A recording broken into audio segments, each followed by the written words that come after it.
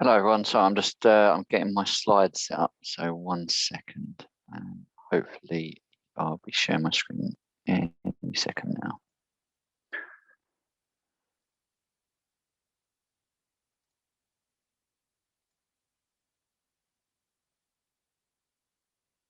Brilliant.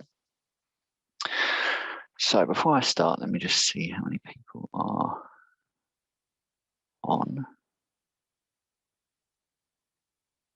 Let me.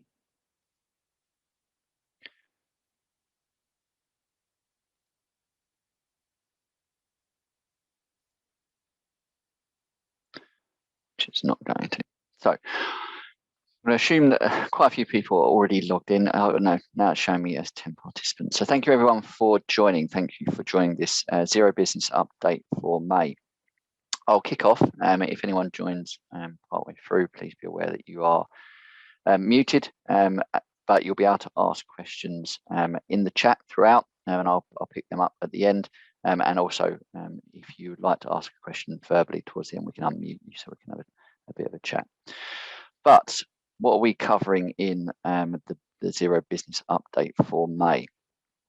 So firstly, before I jump into that, for those of you that have not heard me speak on this before, my name is Ryan Piercy. I'm a director at PLANDAY, and I head up our systems advisory service, which is all about advising businesses on implementing and running cloud-based finance and operational systems. Part of that and supporting our clients, we provide quarterly updates, and this is the one for May. Now this will focus mostly around Xero, but we do touch on our other elements as we'll come onto in the agenda. So firstly, Xero did not, it was not a bumper crop of updates this quarter. There's a few I'll touch into, but as sometimes happens, there's been a lot of more in-depth development that's been going on in the background, which will lead into some future work and some future releases coming on in the next 3 months. But I'll also spend this time to talk through some more advanced features that are likely to come longer term. The key things that I'm going to focus on that have changed are bank rules and feeds, some updates to the core software, the core Xero software, which is what you access via the desktop or your web browser, and also some tweaks to the mobile interface, whether you're on iOS or on Android. And then retouching or recovering two-factor authentication, which is expected to come in as mandatory for all Xero users over the next few months. And then lastly, I'll touch on what our next webinar will be, which is going to be focusing on Amazon sellers. So if you are an Amazon seller, there's some changes for that relate to payment service providers that integrate into Amazon sellers. And we'll be going into that in far more detail with one of those called World First in an upcoming webinar. But let's dive into what we're talking about today. So bank rules and feeds. So not a dramatic change here. What they've done is change the layout, and to make this is basically to make this a bit more effective in how you work with Xero. There's a new look and feel, a lot more slick, a lot more in the new Xero feel. So anything you've touched that I guess is more recent from Xero, such as the new invoicing template, it's got a more similar feel to that. There's still some older functionality in Xero. You've got the old expense claims that have been replaced by the new expense claims. You can still use the old features. Same with the reporting. You've still got some old reports in there. But the whole point of this is to actually enhance the automation. So what Xero have done is they've tweaked some of the AI in the background, so that if you're applying some rules, it's going to look into it in more detail. Now, I'll do a demonstration in a bit to show you where you access it, but this is really what the Xero bank rules page looks like now. There's a video in there to give you more insights into how you can utilize bank feeds to, bank rules to automate some of your processing, and I would advise strongly looking at that, because if you've got any of transactions that go directly to your profit and loss, so bank charges, etc., you can automate the processing of those, so you don't actually need to see them as they come in. They'll come in through the through your bank feed and go and get get affected by the rule and automatically posted. So it's all about efficiency, all about automation. So definitely take some time to look into bank rules if you're not already using them. The key thing is they've refreshed this. Now, I'm not going to go into too much detail because there's a lot of nuances in the background. If you've ever used bank feeds, it's similar. You've just got a little bit more more functionality really you can play with. Main thing is they've changed the layout slightly. They've brought them all into one place. If you'd ever played with it before, that your bank rules are kind of dotted around everywhere. It's all in one place now and easier to use. They've also expanded some of the bank feeds. So they've had bank feeds for HSBC for a long time. They've now brought in HSBC Kinetic, which is a new functionality within HSBC. So you've got direct bank feed for that. They've also been working on Handelsbanken, which has been something that's been asked for a long time. Now, when I wrote these slides, Handelsbanken bank feed was not in place, but that is now. You should be able to get a direct bank feed into Handelsbanken coming straight into your Xero software. Now, like other bank feeds, the general business account is applicable, and some savings accounts, but not necessarily all Handelsbanken accounts. So please try and connect your bank feed. If you're having any issues, please reach out to me. I'll be able to let you know if it's possible or if it's something that does not have a direct bank feed at present. They've also enhanced the GOCARDLESS connection. So this is something that you can, if you're unaware of GOCARDLESS, GOCARDLESS is a direct debit facility and automatically pulls your, funds from your customers directly into your bank. And Xero has a really in-depth integration with GOCARDLESS. So in essence, when you generate a sales invoice, it will tell GOCARDLESS that those funds will need to be drawn down based on the due date.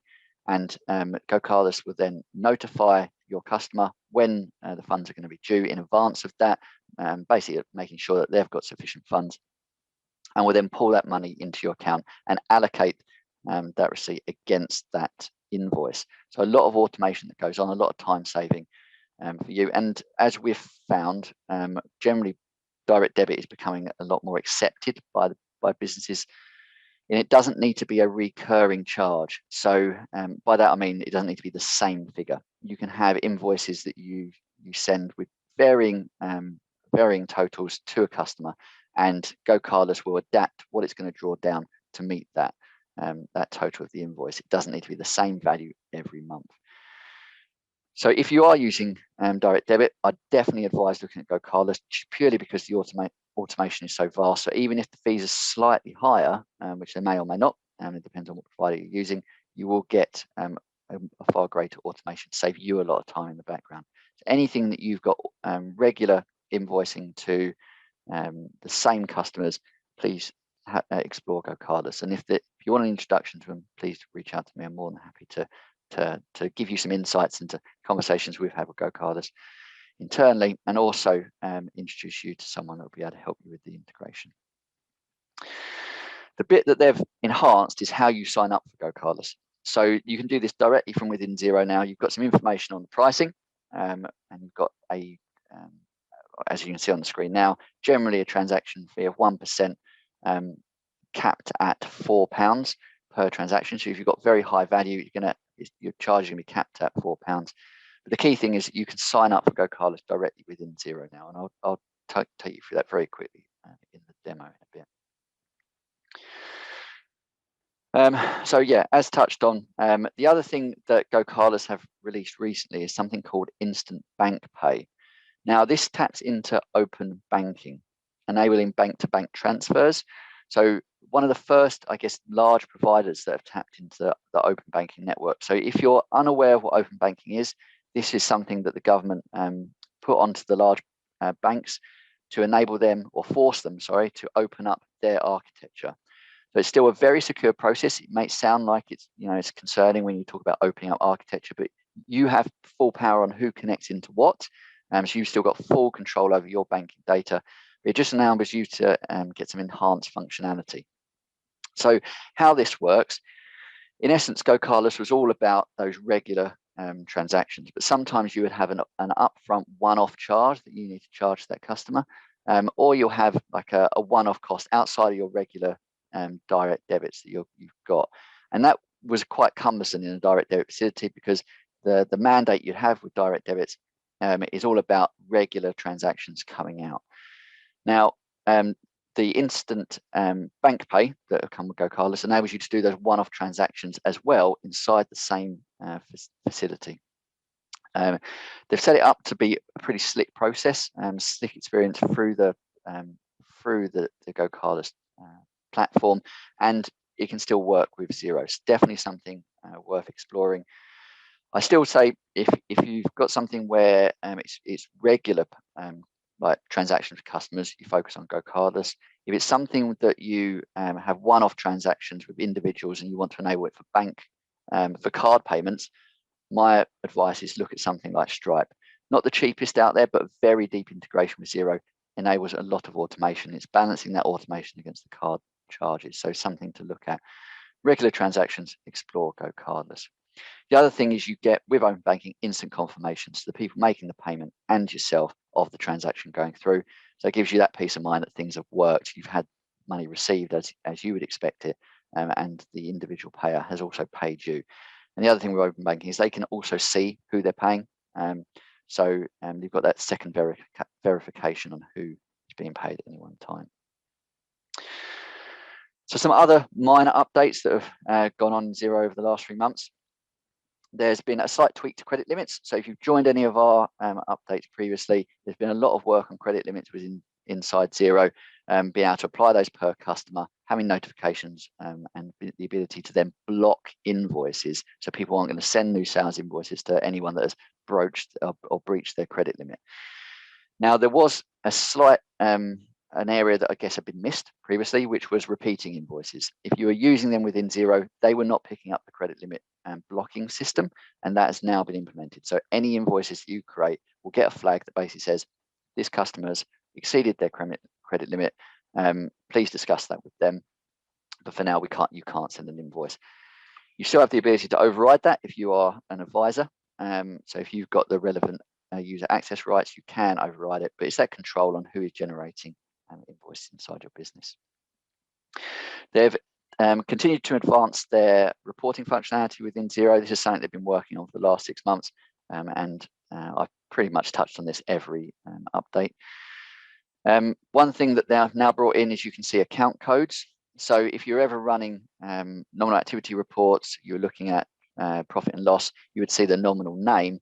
But for a lot of our clients, especially, the account code is actually what they work by. They've got used to account codes. They'll type them in when entering it, and they kind of know where things are, where they should be based on the account codes. This is now visible. You can tick this to be included in report packs. You've also got something that's called related accounts. Now, this is partly helpful, is how I'd summarize this. So inside a nominal activity report, where you see the individual transactions, you can tick something that says where the other side of that transaction is. Now, for most transactions, you're going to know what that is based on the type of it. So, for example, if you've got a bill, you're going to know the other side is the creditor's account. If you've got a bank payment, you're going to know the other side is the bank. But sometimes, especially with journals, you don't know where the other side of the transaction is. And that can be quite helpful without having to drill into transactions. So they've added that functionality, and I'll show you what that looks like in a report. How you use that and what benefit you get from that, I'm still undecided. It's something I think that may help accountants such as us, just from speed and going through the number of clients that go through. On a day-to-day practical use, I'm uncertain whether that's going to add much for you.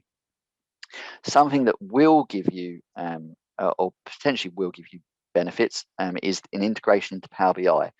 Now, this has been there for quite a while, but it was quite clunky. Now, if you've not used Power BI before or unaware of what that is, it's basically an advanced reporting tool that allows you to take your data and display it in kind of dashboards, or cut or splice your data to give you insights that possibly is really hard to get out of Xero.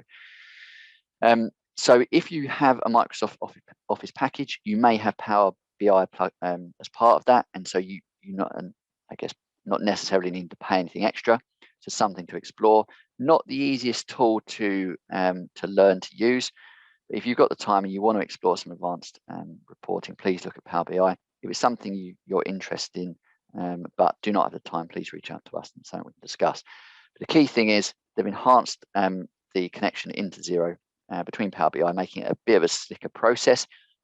Key is it's more robust. The old connection used to have used to break now and again, and so your data would not be up to date. You'd have to go in and refresh the connection in the background. That's become more robust, and the way you can interrogate the data has just been enhanced slightly. The other thing, very minor tweak, is in expenses, you can now filter these. So for example, if you use the Xero expenses tool quite thoroughly, you can cut and splice that data a little bit more by filtering. Something that may or may not be that helpful for you, but is what I call a minor tweak. Now I'll jump in, hopefully, I'll jump in and show you what I've just been talking about. So you should be able to see Xero now. Now I'm in the demo company, so don't worry about any of the data that I'm displaying. But if I show you where to find this bank feed functionality first, so easiest thing that I do is I click straight into a business bank account. So any of the bank accounts that you are using, and then in the top right hand corner, you've got this manage account drop down, and then you've got your bank rules. Now you can access this from any of your bank accounts, and it'll pull up this new functionality. So as shown on my screenshot, you've got exactly the same thing. You've got your spend money rules, your receive money rules, and your transfer rules. Now those are the rules that you set between banks. And if you are using integrated feeds such as Stripe or another payment provider, you can set rules to transfer between these accounts, which becomes very helpful if you've got lots of transactions bouncing through. So if you use a till or a card machine and you're downloading those transactions, it's putting a deposit in, and you've got the till fee coming through, having a transfer rule is really powerful for that. So something to explore. In essence, from this screen, you simply create a rule. I'm not going to go into the details of how to create and manage your rules now, but if you do want some guidance on that, please reach out. Now, touching on the GOCARDLESS side and how you connect that, if that is of interest to you, what I've done here is I've gone simply into my settings screen and gone into payment services, which is one of the options. And as you scroll down, you've got the direct debit option here and get started. And when you push get started, that screen comes in and you can sign up for your GOCARDLESS account directly from in there. Now, whilst I'm in this screen, if you've never looked at your payment services or the payment services connecting to Xero, I strongly advise doing that. As mentioned, you've got credit cards. Generally, they advise Stripe in here, but you have other options within that. And I'm not sure if that's going to bring that up or it's going to bring up Stripe. No, it's down here. You've got other payment service providers. So from this list, it gives you options of who you can add. So you've got WorldPay is obviously a well-known one inside that. What I would say is the WorldPay integration is nowhere near as powerful as the Stripe one. So it does not give you the same level of automation. It's still better than manually entering the transactions, but doesn't do the reconciliation parts against invoices, etc., that Stripe will do. Now, jumping into the reporting tools, the bit I touched on was the related account functionality. So as you'll see, if you've ever run an on activity transaction, you can now have this related account option. Now, from in here, I guess something that I touched on is if you've got a payable invoice, generally the other sides are always going to be accounts payable, and if it's VATable, VAT. So it doesn't really give you any insights here. But if you do want to add it and you do want to cut and splice your data, it's as simple as going into report settings and ticking related account. And as touched on as well, you also have this option to include account code.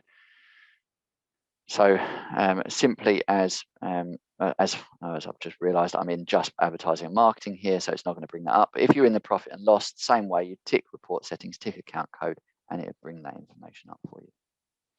So a quick run through of Xero today, not really much to show you. And I guess I was going to spend the rest of my time going into what is coming. Before I jump into that, I'll touch on a few tweaks in the mobile apps. So not much, once again, to go through.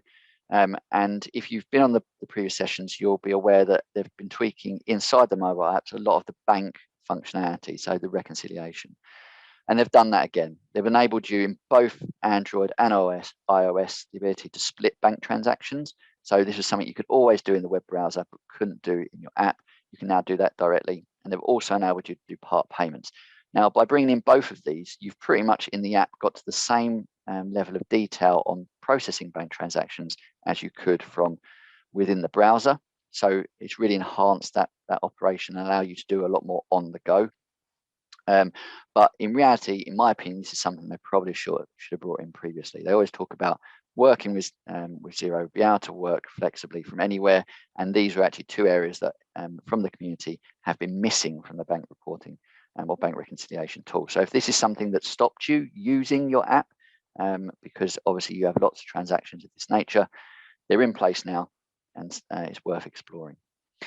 The other thing, very minor here, you can directly from taking a photograph now by clicking the share button. If you've ever taken a photograph on your mobile, you'll see that you've got a share button in there where you'd normally be able to share to the likes of Facebook, Instagram, others, other social media platforms. You can now select Xero expenses as an option within that and share directly. Now, this is only a minor tweak. You wouldn't, I guess, think that much as this would help much, but if you were using Xero expenses previously, this does solve a bit of a cumbersome process of getting the image file into Xero expenses. You can share directly, and it skips that step of manually entering it. And all the information then from using Xero expenses is extracted from that transaction. So a little bit of what I call OCR technology, or removing the need for data entry. One bit I said I wanted to touch on again is two-factor authentication. So if you're on the webinar last quarter, I said this was expected to come in April. As you're probably aware, it has not come in, as you've not been asked to enable two-factor authentication. It's been delayed slightly whilst Xero continued to get their messaging out, but they're still very keen to implement this in the kind of middle part of this year. Now, if you're not using two-factor authentication, I strongly advise bringing it in anyway. As said, it will be mandatory, and it massively increases your internal security.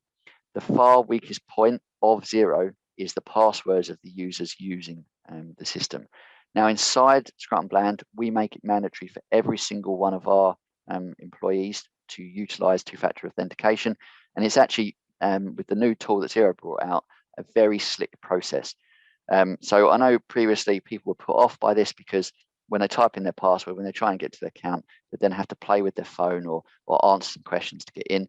Xero have now brought out an app that enables you to basically click a button. So you'll get a notification on your phone. As you open your phone, you'll just click a button to verify it's you. Now, you may think this doesn't sound very secure, but what this is doing is making sure that it is you that is accessing it. So if anyone has your password and tries to access it remotely, they won't have access to your phone and will not be able to get into your system. Now, to enable two-factor authentication, if you've not already done it, and I'm sorry if you've heard this and go through this before, but I think it's very important, and I implore everyone to do this. In the top right-hand part of Xero, you've got your image icon. Might just be a silhouette. I've been bold enough to put my face into my profile, but you might just have a little silhouette of a head. But if you click that, you then get the option to go into your account. From that, this screen appears, and you've got this additional security option which says multi-factor authentication. Mine says change, but you'll probably have enable, and as soon as you click that, you are taken through the steps to implement two-factor authentication. Now, what I strongly advise doing is enabling the Xero Verify app. Now, it's a small app that sits on your mobile device. So as long as you've got a smartphone, you download it to your mobile device. Doesn't really take up any data. Doesn't really take up, and by that I mean internal storage data of your phone. It doesn't really take up any data that you're using with your mobile service provider. But as you try and log in, it will ping a notification across to you, and you will be able to, like I said, click a button to verify, and then you're straight in. Now, if you are unsure who in your organization is using two-factor authentication, then this is the screen to go to. You simply go to settings and then users, and from that, you have a big orange box that tells you who inside the business is not using two-step authentication. Now, please be aware, I'd set this up purposely on our demo account to demonstrate this. So don't worry, there's no client data that was at risk of me ensuring there were some individuals that don't have two-step authentication. Now, I would always encourage employees, anyone, to enable this, but you may want to do it on a risk basis. Now, if you're looking if you can see on the screen now, we've got Nicholas, who is a payroll employee, and then Result, that's an advisor. Now, The advisor functionality enables anyone to access any part of your data. And so that is a higher risk of someone being able to, I guess, extract information. When they're just a payroll employee, all they can see is their individual payroll information. So far lower risk. So my advice is get anyone that's an advisor or a standard user to enable this first, and then potentially encourage your employees to enable two-step authentication, more for protecting their own data. It's not really about protecting yours, as obviously it will show them, whoever accesses it, just access to their own pay slips, etc. So I know I've gone through in a bit more detail what went on in the period, but I wanted to touch on what's to come, what we're expecting to come from Xero over the next 3 months and then beyond. So firstly, a key thing that I think is going to be interesting and something that's been asked for quite a while is packing slips. Now, we don't know what this is going to look like inside Xero yet, but if you're ever doing deliveries, being able to print something to go with that has been key. And so they're bringing in packing slips with any of your sales over the next 90 days. And as I said, no idea what this looks like as yet.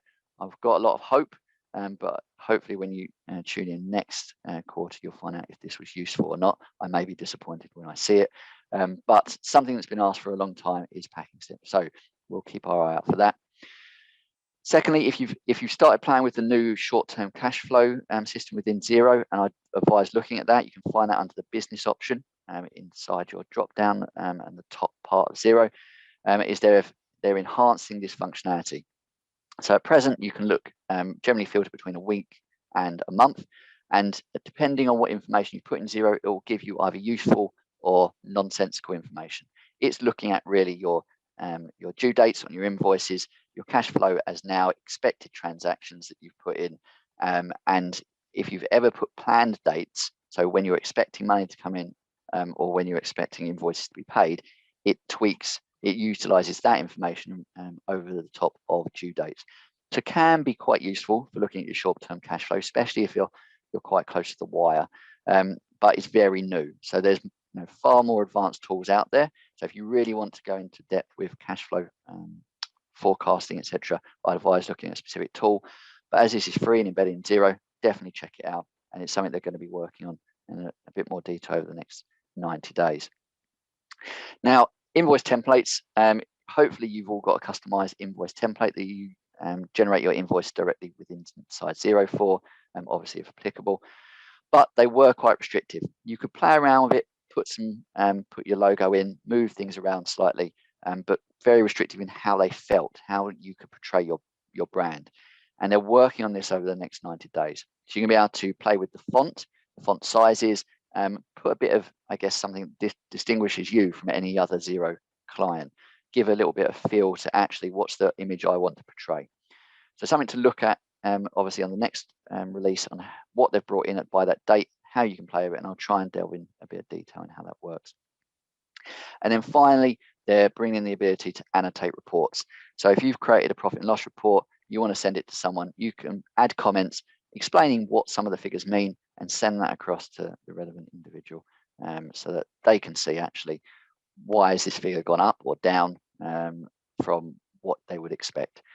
So you can just put any comments, but generally comments on obviously what's going on with the figures, I would say, are probably the most powerful. Longer term, I wanted to run through what Xero have been doing in the background and how they're working with their connected apps and also other areas of, I guess, the ecosystem for finance and operational software and how I see that changing over probably the next 2 to 5 years, really. Now, some terms on here you may not be aware of. I've touched on open banking earlier, and I'll go into a bit more detail about what that is and how that's we envisage that changing over the next few years. Also want to delve in a little bit onto HR and payroll. There's been a lot of change in this space. So there's been, if you've ever kind of worked with Xero Payroll, very much just a payroll solution. You've got HR tools that can embed into it, but there are now advanced tools that do both HR and payroll combined.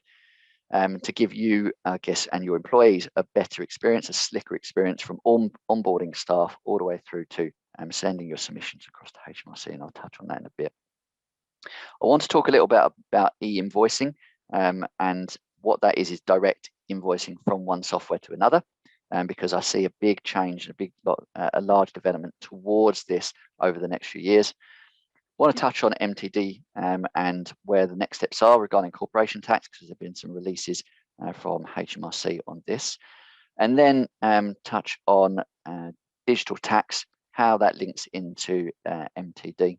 And then finally, touch on open finance. Now, this is related to open banking, just initial discussions at present, less so in this country compared to some others, but talk about what that may look like and the benefits that may bring. So firstly, open banking. Let's touch on what this is and how this works.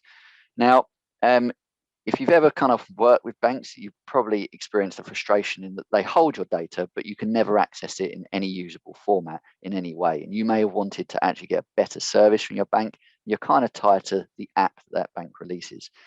Now, what's happened, what the UK government has mandated in actually combination with the EU previously, is opening up the architecture within banks. So through your authorization, you can enable an app, a piece of software to connect into your bank data and use that in a certain way. Now, to date, that's mostly been about read-only functionality. So it's been about an app kind of dragging data out and giving you insights into your banks, your finance. And where that's really come into its own has been personal finance. So if you've got multiple bank accounts, it will drag that information all into one app, and then you'll be able to kind of budget and plan, give you insights into if your money's going up or down, give you notifications on when payments have been made, giving you basically better functionality than your bank has been able to provide. And it allows you to spread your money between different banks from a risk perspective and still have that centralized system of seeing what's going on. So that's been really good, but it's not been so great for actually enabling or streamlining or improving processing. And from that, I mean, you still have to use the bank's internal architecture to enable payments. So where I see that changing over time is towards, I guess, a more in-depth experience with your bank using third parties. Now, firstly, the awareness of utilising open banking is still very low at present. Most people said they're unlikely to use it. So nearly 90% for anyone over 55, but over the entire UK population, around 77% would not use open banking. And I think this is because they just, as shown by the screen, do not know what it is. So part of this is to enable you, give you the awareness to explore open banking and the benefits it can bring. Now, as mentioned at present, it's mostly about personal finance, but we'd expect that to change, and I'll touch on that in a second. Now, in an open banking system, as this slide shows, you're basically pulling data in, but you might be able to push data back, and that's really where the benefits will come from a small business aspect. So enabling, as I mentioned, with GoCardless, an app to process payments on your behalf as and when you want it, without having to manually go into your bank's architecture. Now, this is something that I expect Xero to delve into. At the moment, it's that the apps are connecting to Xero that have really been focusing on this. But I expect over time Xero to utilize open banking in far greater detail. They use it for their bank feeds, but they're not using it for their payment. So if you've ever heard me talk about Pay with TransferWise, which is now called Pay with Wise, that uses a third party, and you still have to integrate, or you still have to do something in your bank to enable that process to occur. You can streamline it, but you still have to work with your bank. You can't just work within the software solely. And that's what open banking will move towards. It will enable you to actually just work potentially within Xero, select your invoices, go through an approval process, and process that payment. Obviously, security is paramount. They've got to make sure they get that right. But as open banking kind of expands, we expect that functionality, that improvement in service to come with it. Touching on HR and payroll, and as mentioned, this is something that has grown over the last probably 9 months. Actually, we've seen a lot more systems come out that are marketing themselves as both HR and payroll in the UK. Now, these were very separate, especially to the small business community, anything kind of medium and above, you would have these systems that were both HR and payroll and would give far greater functionality, everything in one place, but also greater security. If you think about from a GDPR perspective, the higher risk areas are that information you collate on your employees. So having something that is in one place that is connected via a secure digital connection is going to give far greater value, far greater security. We're seeing some systems do that. We work and implement some systems for our clients in this area. If you think this is something that will benefit you, please reach out. But most of them are relatively new and their marketing is better than their functionality. That said, we're expecting this to grow quite strongly over the next few years. And something that enhances that is in the last few months, Xero has bought a business called PLANDAY. Now, PLANDAY is a rostering system. It is very similar to Deputy, if you ever heard me talk about that. But it basically works by scheduling your employees' time. So if you've ever had to work out who's going to work on one day, you can do that directly through this system. You can communicate with your staff directly through this system. And you can then manage basically your employees and how you're going to operate from directly inside PLANDAY. Now, PLANDAY is very good at that, but has that integrations into Xero Payroll, has integrations into point of sale systems to generate or to kind of enable you more advanced reporting. And from that basis, I mean, if you can see what sales are occurring on certain days from when people are in, you can get insights for how am I structuring my department to work and generate sales or deal with those, as they're going through operations. But they also integrate into HR tools. Now, from I guess my digging into what the plans are for PLANDAY and Xero, I'd expect a far deeper integration between Xero and PLANDAY, similarly to what they are doing with HubDoc, which is an expense management platform, so that you have a partly a HR/payroll integrated system. And PLANDAY are expanding more into that HR management tool.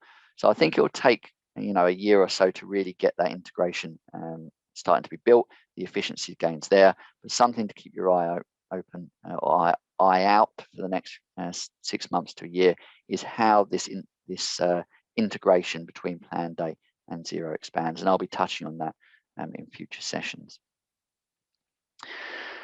Another thing that I want to work on or talk about is e-invoicing. Now, e-invoicing is relatively new.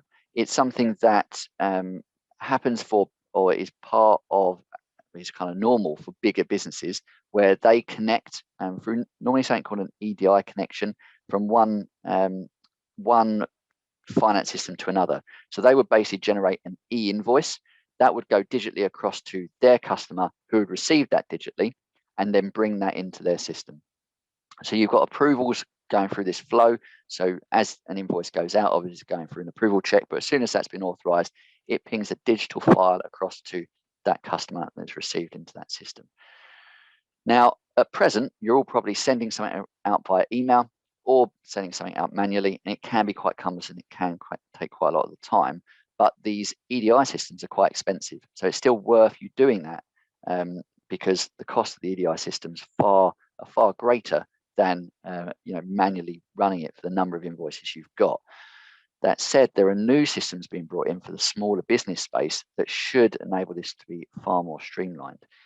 As an example, if you've ever used the Xero to Xero invoicing, so if you've got any customers on Xero, you can send an invoice directly to another customer on Xero. That is an example of e-invoicing.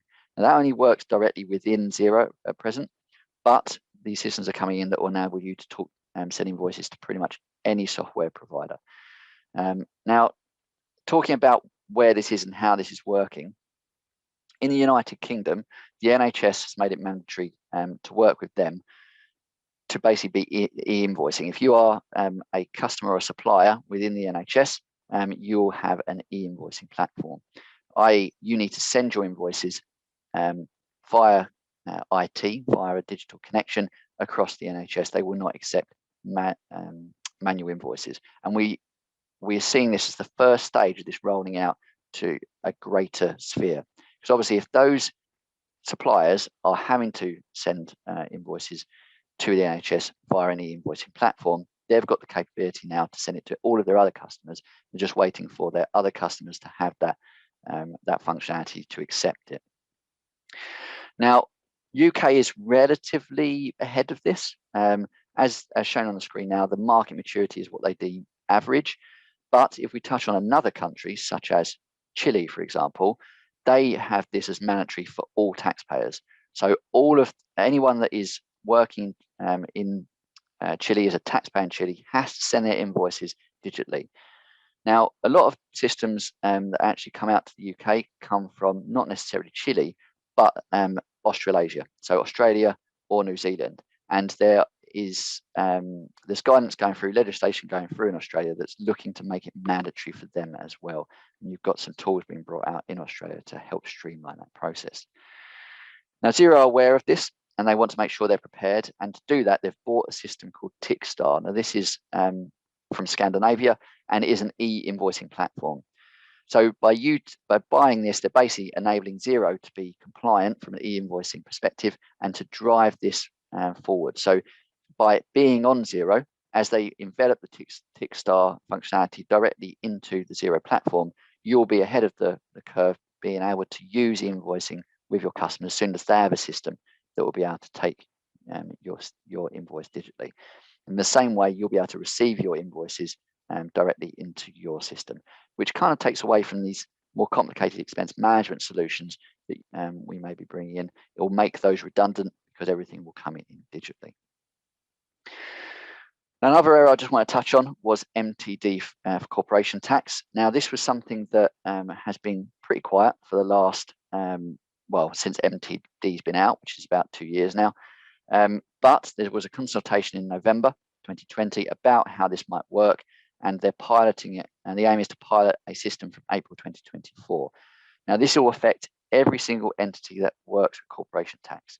Now, the reason this is delayed compared to VAT is the complications regarding corporation tax. So, and the other reason is because they see this as a low risk area for fraud and error. Generally, businesses, if you incorporated and you're filing corporation tax, you're generally using an advisor to do that. And from that aspect, they expect those forms to be generally quite reliable. So they touched on VAT first. One of the more simpler ones to do, 9 boxes need to be submitted. They're then going to income tax from 2023, and that's a higher risk area. They expect that to have a lot of errors, hence why they're focusing on it. And now they're looking at corporation tax, a pilot from April 2024, but compulsory from April 2026. Now, the key things that they have stated in regard to this is that you would need to, as a business, submit quarterly summary updates across to HMRC. Now, this will give them an insight into what's going on, what your tax is likely to be. And so when you're sending across your annual return, which will still happen, basically a combination of those 4 quarterly updates plus any tweaks that you need to make. Hopefully by that point, they've got a good insight of what your corporation tax will be. Now, something I expect to follow this is that they're probably going to go towards what the bigger businesses do and pay corporation tax on a quarterly basis. Now, they've not stated that that's mandatory. They've not stated that that's going to happen. But there are rumors that the whole point of this is that that's what we're going to go. So it will affect cash flow for businesses, especially those that rely on that delay in corporation tax to have that working capital. So key thing before we head to 2026, which we've got 5 years to get to, is ensure that you've got that cash flow ability to pay your corporation tax quarterly. Now, we're providing updates as this comes through. Obviously, very early on, just doing the consultations at the moment, and pilot is still 3 years off. So don't worry too much about it, but I thought I'd give you awareness this is coming at some point. So what's the point of all this? What's the point of making tax digital? What's the point of trying to get clients to embrace cloud technology? What's the point of e-invoicing? The whole reason for this is the government is building what they call a digital tax system. Now, this is so that they can report and have insights into what tax is going to be due instantaneously, pretty much in real time, and that you will only need to work with your with HMRC on a one-touch basis. And what that means is you'll send information once to them. At present, you're sometimes having to connect in and send information multiple times. So you'll be sending your VAT return, you'll send not at the moment, but potentially longer term transactional data for your VAT return, if you're then getting to corporation tax and you're having to send transactional data, and by all means, they're not saying that you need to do that at present, you're sending the similar information. There's other areas regarding stamp duty and land tax that you do this in a far more convoluted and repetitive way. And part of making tax digital and then the digital tax system is to prevent that being needed. Now, what they're doing in the background is for MTD is they're transferring from old systems onto new integrated systems. And over the last 2 years, I've seen what you can do with inside these new systems grow. Now, you still don't have the same functionalities you do on the old ones yet, but once they do embed this functionality in the new systems, you should be able to log in and see everything that you need to do, and also communicate or report things with HMRC directly through this digital system. That is where they're aiming to go. The main concern, the main problem is that the VAT system at HMRC is completely different to the personal tax system, which is completely different to the payroll system, and none of them communicate. So the big thing that they have to solve is how they're going to integrate these different systems together. And that's why they've set up a 10-year strategy to try and do that. Now, the other benefit is that your reporting should be simplified. So they will be able to prompt you into what reliefs you may be able to utilize, and how doing something in one aspect will affect another. But in my opinion, don't expect that in 10 years. Probably that's going to be something more 15 to 20 years. As I've experienced, and you probably have experienced yourself, anything that goes through the government takes a lot longer than first predicted. So this is the aim. Very new at the moment. This was only something they just started discussing last year, but does look to bring all these MTD and digital platforms together into one aspect. So if you're working on Xero for your business tax, they'll be able to just connect for the different areas to HMRC from Xero, and Xero are working on that at present. They're aware of corporation tax, but as it's still not even towards the pilot, they've been focused on income tax and personal tax at present. So key thing is, if you're working on a digital system and you've got things on a digital system, you're going to be ready, especially if it's cloud-based and Xero. If you can keep your records manually, even for personal tax, that's something you're going to need to consider transferring onto a digital system in the longer term. And that's something that we'll be communicating in more detail out to our clients over time. Finally, open finance. Now, I talked about open banking, and that's really the left-hand side of this. So it's bringing together different banks and different information you've got in those banks, current accounts, savings, loans, etc. Now, at present, you can do your current accounts and you can do some savings accounts. And over the next few years, we expect that to bring in mortgages and loans. It doesn't really do with that yet, doesn't really deal with credit cards, but that will come as open banking increases. Now, open finance is looking at your other areas, so insurance providers, potentially telecoms providers, your utility companies, so that everything is connected into one place, and you can control that through one central login. So you have control of your data and who you share that with. Now, how that will be rolled out, what the scale of that will be, is still open to discussion. And in reality, this is far further on in Australia than it is in the UK. But there have been murmurings of this being an eventual aim because of how open banking is being rolled out. So more touching that this is to come, probably in more of a 10 to 20 year timescale.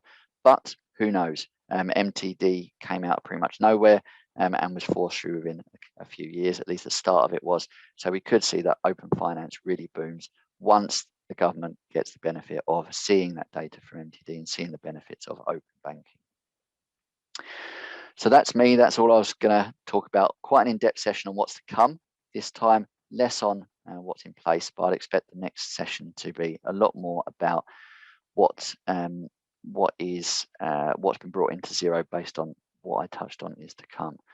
Now, if I can if I stop sharing for a second, I will see if there's anything in the chat box, which there is, but no questions. Have anyone got any questions that they want to raise about anything that I've touched on today? If so, please let me know, and I'm happy to raise them or answer them now. If not, please reach out to me. My email address is ryan, ryan.piercy, pearcy@scrumland.co.uk, and I'll be happy to answer your questions.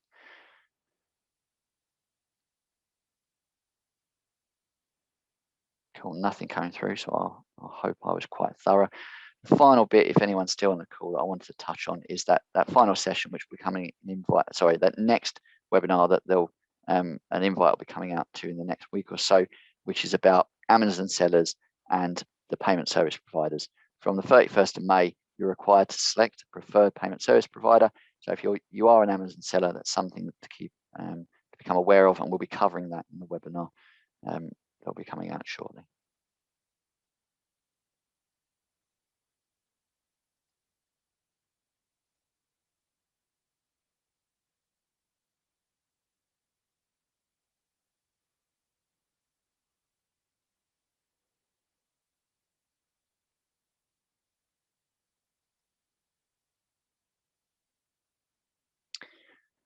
Brilliant. Well, as I can't see anything coming through on the questions or in the chat, I'm going to assume that everyone is satisfied, and I will look to close this webinar. Thank you for attending.